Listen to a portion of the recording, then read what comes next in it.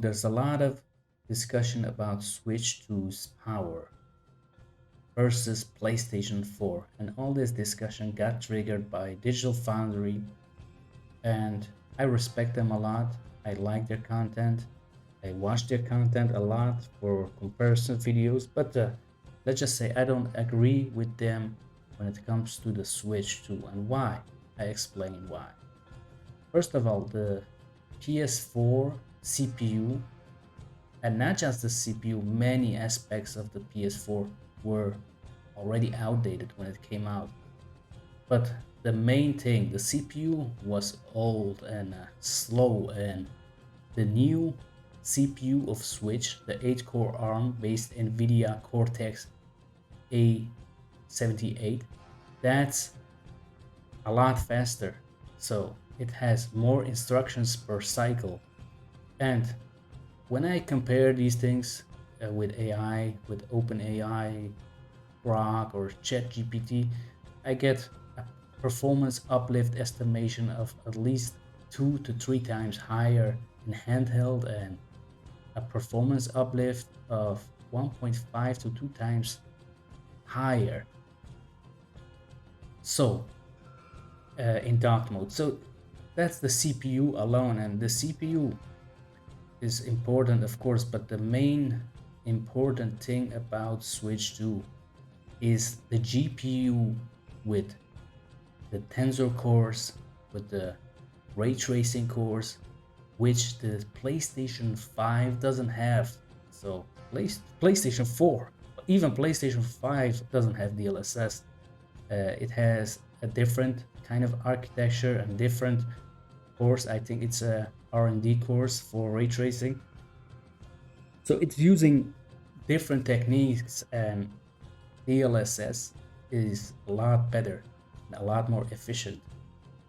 But compared to the PS4, of course, the PS4 didn't have DLSS, didn't have ray tracing, didn't have 120 frames per second. And Switch 2 has all this. So when I compare these things, the raw specs, even, it's rumored to be 3 to 4 teraflops of graphical performance. So you had the base PS4, which had 1.84 teraflops, and the Switch is already 2 to 3 times better in dark mode, and around the same or 1.5 times better. But here's where it gets interesting, everyone. The Switch 2 has something that's called DLSS.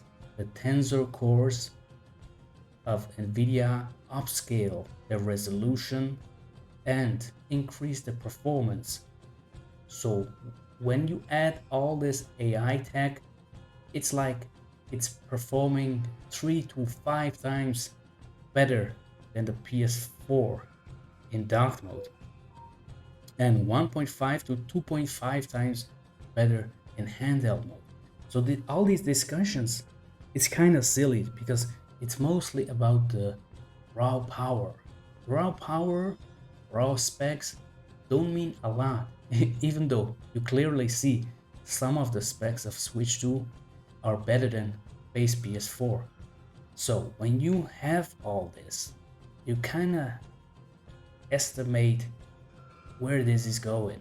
And I think, to be honest, in dark mode, Switch 2 is close to PS4, or maybe even close to Series S, because Series S has more modern architecture, and you can't really compare the teraflops of PS4 to Xbox Series S.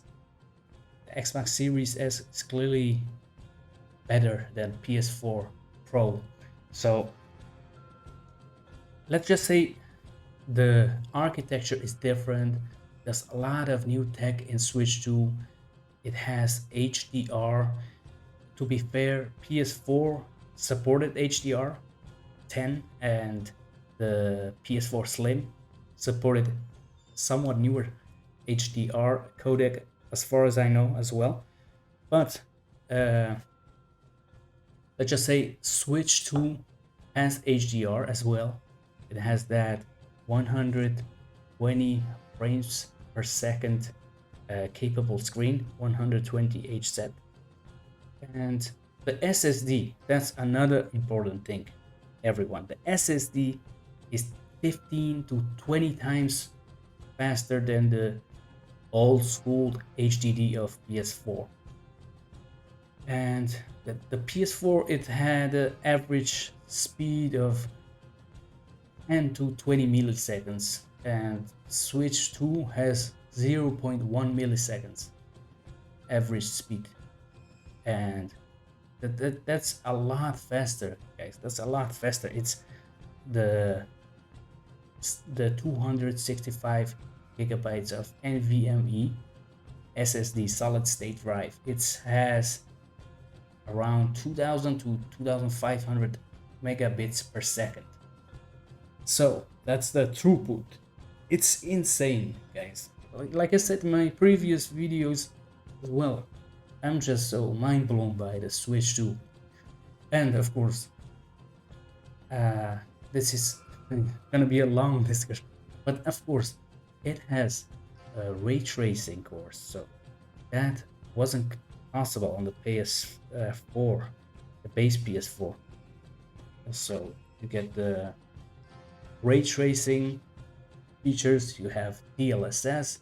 Games can be upscaled from a internal resolution of, let's say, 540p or even 360p, to be honest, maybe even lower, but let's just say 720p, and be upscaled to 1080p, 1440p, or 4K, and can look as good as Xbox Series S or even better. Forget about the PS4. So what you get with that is you have around 1.5 to 2 times visual performance increase on Switch 2 versus PS4, and that's the base PS4. And in docked mode, in handheld mode, you get around, let's just say, a performance uplift of 1.2 to 1.5 times.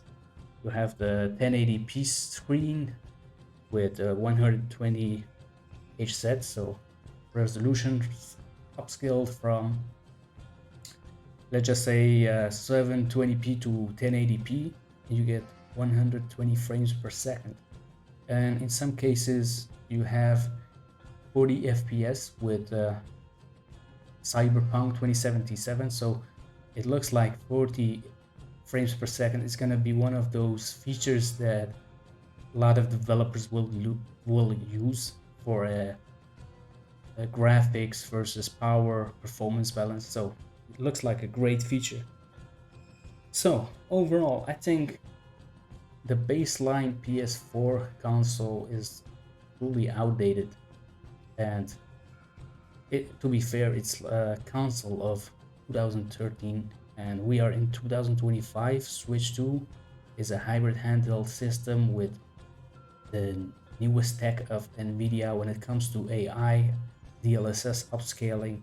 It has those Tensor Cores which help the Switch 2 increase the performance, increase the graphical features, help with AI to get on a level that is like a current gen level. So performance uplift, graphical increase, graphical performance increase. So it's interesting, guys. So one of the things that I forgot, it's almost the end of the video, but the RAM, the amount of RAM. So that's the most important part. PS4 had 8 gigabytes of GDDR5 RAM. It had a higher peak, 167 gigabits per second. But here's when it becomes interesting for you, my friends. So the RAM in Switch 2, it's 12 gigabytes of RAM, LPDDR5, and it has a lower peak, rumored to be 100 to 150 gigabytes of RAM per second. But here's when it becomes interesting. PS4, the speed was 5.5 gigabits per second. In the case of Switch 2, it's 8.5 gigabits per second. So it has more capacity or efficiency, let's just say, around 1.3 times to 1.7 times more efficient. So another performance uplift. So this is for docked, and in handheld mode, it's 1.3 times to 1.7 times better, faster. So a lot of stuff. And of course, one of the main things, PS4 couldn't handle 4K. So you had no 4K, you had no native 4K, which Switch 2 does support, you had no upscaling. Forget about the amazing new Nvidia DLSS AI upscaling technology of Switch 2 with the Tensor Cores. So let me know what you think about all this. I think overall performance increase on Switch 2 versus PS4, the base PS4, will be around 3 to 5 times more. So 3 to 5 times more powerful in docked mode, and in handheld mode the performance uplift will be 1.5 times to 2.5 times more. So a lot of interesting stuff. Let me know what you think about all this. Let's discuss the specs. Let's talk about Switch 2. And of course, this video was technical, even for me. I had to look this all up. It's interesting stuff, but I'm more interested in the games. But it's great to know that Switch 2 is a capable machine. It's a great machine with AI upscaling. It supports ray tracing, although I think we might not see a lot of games with ray tracing. It's great to know that it's capable. So let me know what you think about all this. Will you play the Switch 2 more in handheld mode or in docked mode? Which games are you gonna buy? Have I bought Mario Kart World or pre-ordered it, and will be getting my Switch 2 on June 5th. So we're gonna play it here on my channel, and I can't wait, man. I'm super excited. Thanks all for the support. Hit the like button, subscribe if you haven't already, and I'll see you in the next video. Bye.